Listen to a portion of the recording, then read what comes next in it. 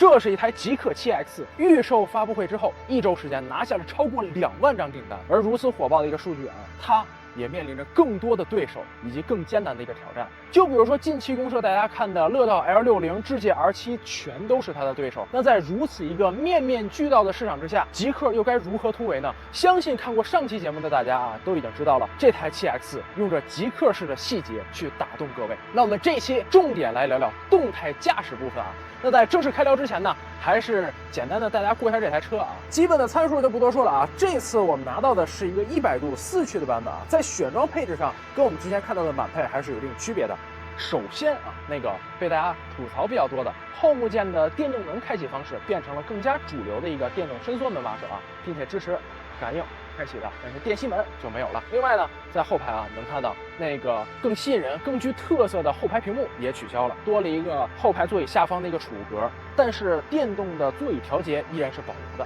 啊。基本差别呢就是这些啊，咱们一起来看看车里面上次没看到的车机变化。那随着这次极氪7X 的上市，那极氪的车机正好也进行了一个大版本的更新，一共是5项啊，咱们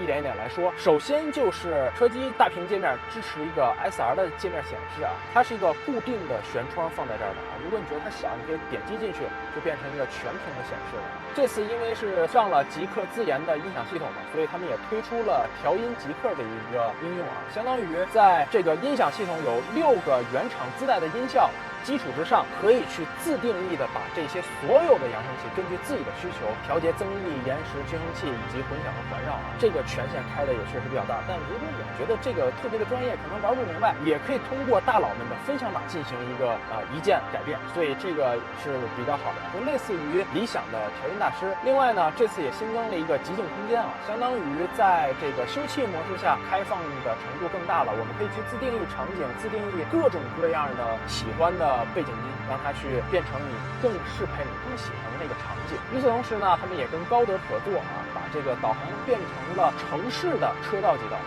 这对于新手来说也是十分友好的。EVA这个语音助手，它的形象也可以去自定义了，有3种大的形象，同时匹配不一样的声音声调。嘿EVA，好了吧，EVA也正式的接入 AI 大模型，它可以跟你进行各种互动，可以去规划你的路程，可以去教你做鸡蛋炒饭，对吧？嘿EVA，教我做蛋炒饭。车机上的变化基本都是这些，咱们把车开起来。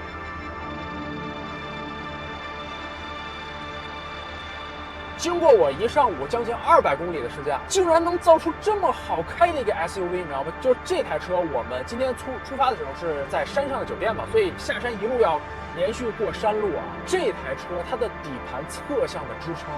给的很足，再配合上它这刹车踏板、加速踏板，再加上这个转向很跟手、很跟脚，就有一种欲望是带着这台车就连续的去这种劈弯，所以在劈弯的过程中就给你很强的一个信心。一路下山出来以后，我们就立马就到了这个高速路面嘛。这台车因为是有底盘的这个空悬加 CTC， 所以它的性格可以相对来说分裂一点。我先说运动模式，它对于路面上那些很细碎的这种颠簸坑啊，会更直接的反馈下来，你能明显的感觉到它底盘阻尼变短了。但如果你要切回到这个舒适模式，把这台车的底盘升高一点点，就有那种传统 SUV 的那种感觉，但它又不是很明显，它还是那种稳稳的贴在地面上去开的那种感觉啊。它有一定的隔绝感，但隔绝感不强，还是给你保留了一些路感，所以这台车真的开起来会非常的爽。看车身，看了吗？就是底盘跟车身那感觉是。然后我们再来说一下隔音啊，就这台车我们一路其实在这种铺装路面下啊，现在限速是100，跑100，我个人认为这个隔音是比较不错的状态，是一个主流的水平啊。毕竟这台车其实它的硬件乍一看并不是那么的完全的去为隔音静谧性去做考量了，毕竟前面都是这个单层的玻璃，对吧？配合一个20寸的大脚，按说隔音不是特别好，但是其实100，你看听起来其实也还行。但是这车过了100以后啊，110、120，就是上面的这个风噪会更明显一点，胎噪也会更加的明显。其实主要还是来自于这个胎噪啊，如果不在这种铺装路面下，像我们刚才在山路上一些烂路上，那个底盘的噪音会更加的明显一些啊。我想这个可能就是这个车的一个定位的属性啊，毕竟极氪这个品牌吉利它更偏向做这种偏运动一点点的一个车啊。然后再来说一下加速啊，这台车是一个100度470千瓦双电机的版本，100公里加速3.8秒。但你知道我刚才在开在路上的时候，尤其高速的时候，从100干到120，后段依然非常强劲的那种加速的感觉。我可以非常负责任的说，各位在考虑这台车的时候，单电机的版本绝对的够用，甚至是比较充沛的一个动力。把这个多余的预算呀放在电池上，我们今天一整天可以不瞒大家说啊，就是一个70%高速的一个场景。我们也想要给大家去实测一下它的一个能耗表现跟充电速度啊，已经设置在广州机场附近了啊。那这一整天呢，我们开了310公里，表显续航掉了463公里，3个成年男性，还有一些行李，70%都是高速的工况，还有上下山。仔细测算一下能耗啊，100度电出发时对应的电量是85%，对应就是85度电；结束时剩余19%电量，对应就是16度电。310公里消耗了66度电，平均21.2度电100公里。你们觉得这个能耗表现对于这台车如何呢？最后我们又实际测了一下充电的速度啊，找了一个急充桩，10分钟充进了50度电啊，这个确实让人很震惊了。